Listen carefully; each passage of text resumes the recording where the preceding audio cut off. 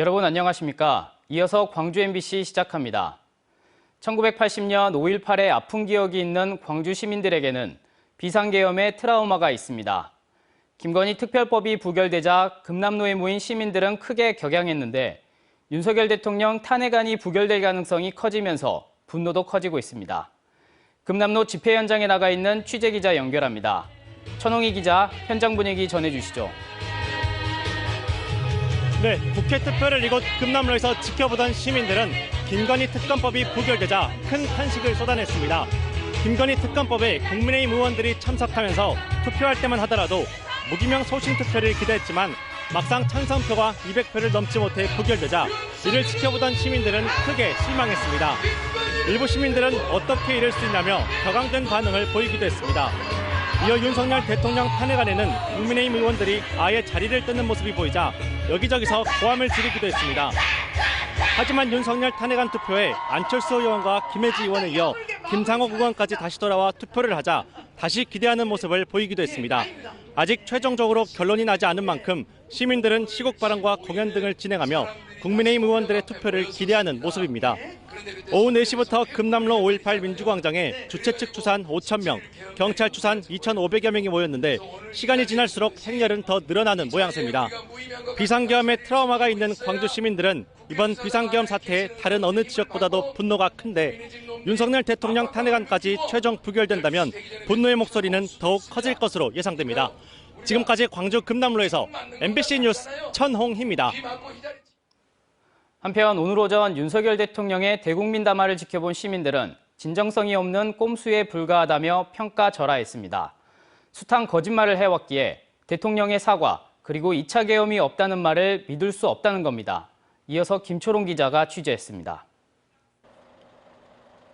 광주시청 앞 대형 버스에 시민들이 오릅니다. 서울에서 있을 대통령 탄핵 촉구 집회에 참석하는 광주 시민들입니다. 추운 날씨에 쉬는 날 서울까지 가야 하는 수고에도 아랑곳하지 않습니다. 다만 집회에 나설 수밖에 없는 지금의 상황이 착잡하기만 합니다. 저는 착잡한 마음이 더 컸던 것 같아요. 우리가 8년 전에 또 같은 일을 했었는데 이번에도 또 이런 일을 하게 됐다. 탄핵이 됐으면 좋겠고요. 얼른 이런 불안함이 좀 끝났으면 좋겠다는 생각입니다. 윤석열 대통령의 대국민 담화를 지켜본 광주 시민들은 크게 실망했습니다. 사과한다는 담화에서조차 대통령의 진정성이 느껴지지 않았던 겁니다. 사안의 심각성에 비해 담화 시간이 지나치게 짧은 데다 국민의힘 의원들에게 탄핵 반대를 읍소하는 듯한 내용으로 채워졌다는 의견도 있습니다. 유치원생도 시키면 하겠던데요. 1분, 2분도 안 되는 쇼라고 생각해요. 그냥 예를 들어서 어쩔 수 없이 급하니까. 서울로 간 시민들과 별개로 광주 시민단체들은 별도의 규탄 성명을 냈습니다.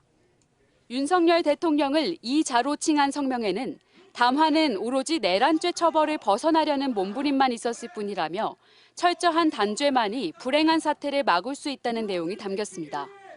정말 국민의 명령이 내란 세력에 대한 처벌이고 그 처벌을 위한 전제로서 탄핵을 통과시키는 것이 국민의 뜻이라면 국민의힘이 해야 될 유일한 것은 그 명령에 따르는 것뿐이다.